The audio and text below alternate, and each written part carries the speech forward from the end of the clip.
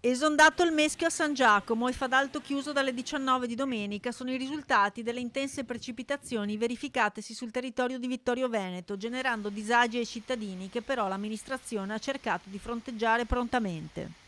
C'è stata appunto questa lieve esondazione, così si può dire, del Meschio, che ha provocato appunto pochissimi danni per fortuna questa volta, però siamo consapevoli che una soluzione in quel tratto del fiume Meschio va trovata. L'argine è molto molto basso, il Genio Civile già l'anno scorso aveva fatto il sopralluogo e aveva evidenziato questo problema, quindi penso che nei prossimi giorni faremo attraverso appunto il Genio Civile un intervento in loco.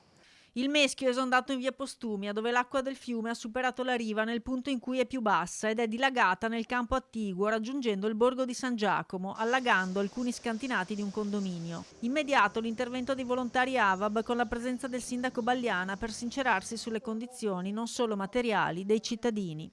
In questo garage, già colpito lo scorso anno in modo meno devastante, l'acqua ha coperto tutto, salendo fino a 50 centimetri, rovinando mobili, pavimenti, elettrodomestici e oggetti, ma anche l'auto elettrica dei padroni di casa che questa mattina non partiva più. L'acqua, anziché defluire, è entrata dalla rampa e ha riempito il garage e anche la taverna.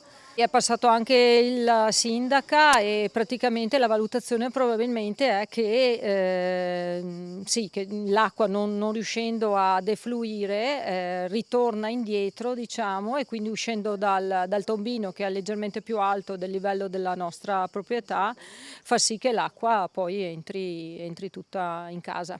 Vigili del fuoco intervenuti quindi per svuotare la taverna e poi anche in via Galvani per arginare alcuni tombini saltati a causa del sovraccarico dei sottoservizi interessati. Sul Fadalto invece lo stop alla circolazione è stato in via precauzionale. Verso le ore 7 è scattato il semaforo rosso nel Fadalto, mi sono attivata subito con l'ANAS regionale, a titolo precauzionale, non ci sono stati movimenti franosi e adesso speriamo in una riapertura della strada quanto prima.